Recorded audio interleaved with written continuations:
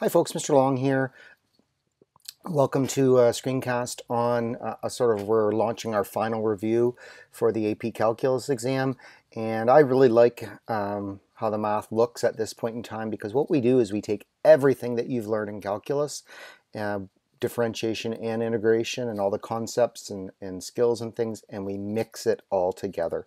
And that's really what makes the AP program so strong, is your conceptual understanding is really stretched.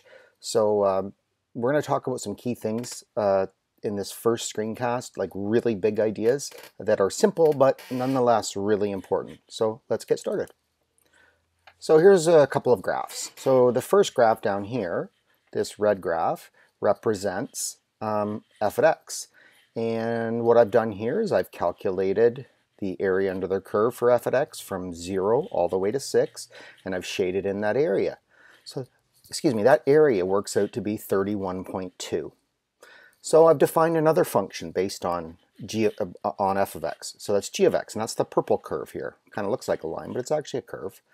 And so here's how g of x is defined. It's defined as the integral of f at t dt from 0 to x plus a constant of 5. So I'm adding on an extra 5.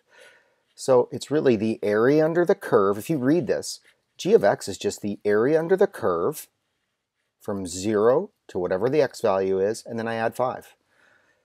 So here's my question. How are those two graphs related then? What does this area on f of x represent on g of x? Well, again, let's think about that. Well, what's the y value here, right here at the start? Well, it's y equals 5 because of that plus 5, because the area from 0 to 0 is 0. What's the area at 6? Well, it's 36.2. Well, what do we notice? 36.2 is the y value at the end of the segment. If I take off that 5 I've got at the start, that leaves me with 31.2. That's our first really big idea, right? That's fundamental theorem of calculus stuff, that the area under the curve here in the rate graph, if you will, or the rate function, represents the change in the integral, okay? It's the change in y value of the original function, if you will, okay? So the area under the curve represents the change in y value, and that's where we get our whole idea of f at b minus f at a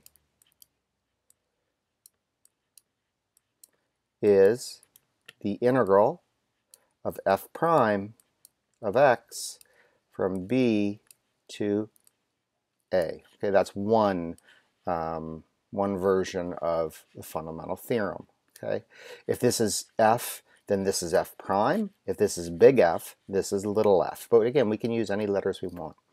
So what's the big idea? The big idea is that the area under the curve represents the change in y value, okay, of an original function. What's the second big idea? The inverse nature of derivatives and integrals. The inverse nature. So let's see here. If I want to take the cube root of x cubed, what do I end up with? Well, I end up with x, right? I end up with x. So the cube root of x cubed is x. So it removes, the cubing removes the x cubed. That's the idea. Not that it's x here, but the cubing removes, the cube rooting removes the cube, inverse. So let's do an example. Let's do this example right here. Let's take the derivative of the integral of 2x and see what we get. Well, according to BEDMAS, I've got to do those brackets first.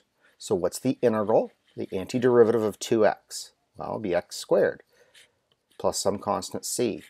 Okay, so I get the integral here. Then what do I have to do next? Well, then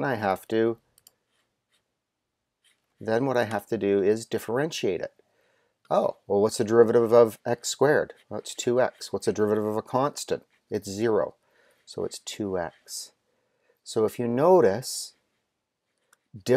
integrating first, then differentiating just gets me back to where I started. differentiation and integration are undoing functions of each other. Okay, they're inverses.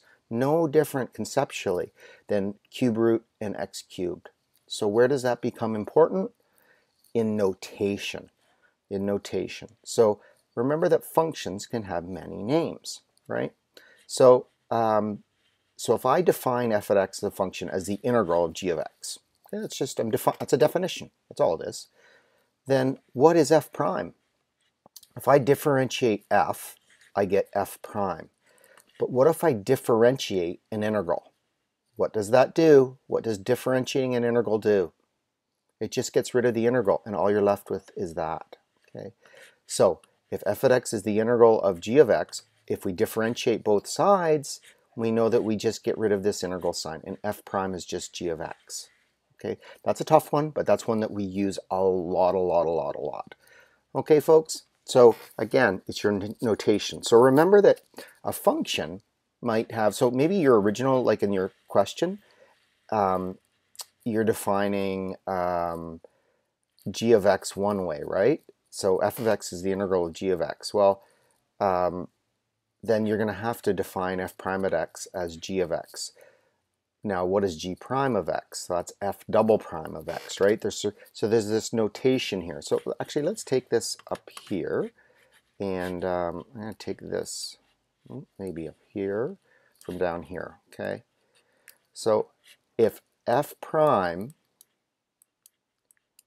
equals g, then f double prime would equal g prime. So remember, those two are the same thing. Those two are the same thing, right? It's just like when I'm at school, some people call me Mr. Long, some people call me Rich, depending on whether they're students or staff. And so I respond to two names, right? And calculus, functions have to respond to more than one name as well. These mean the same thing because of that right there. Okay, folks? So you're going to have to think flexibly all the time. Let's get started on some problems.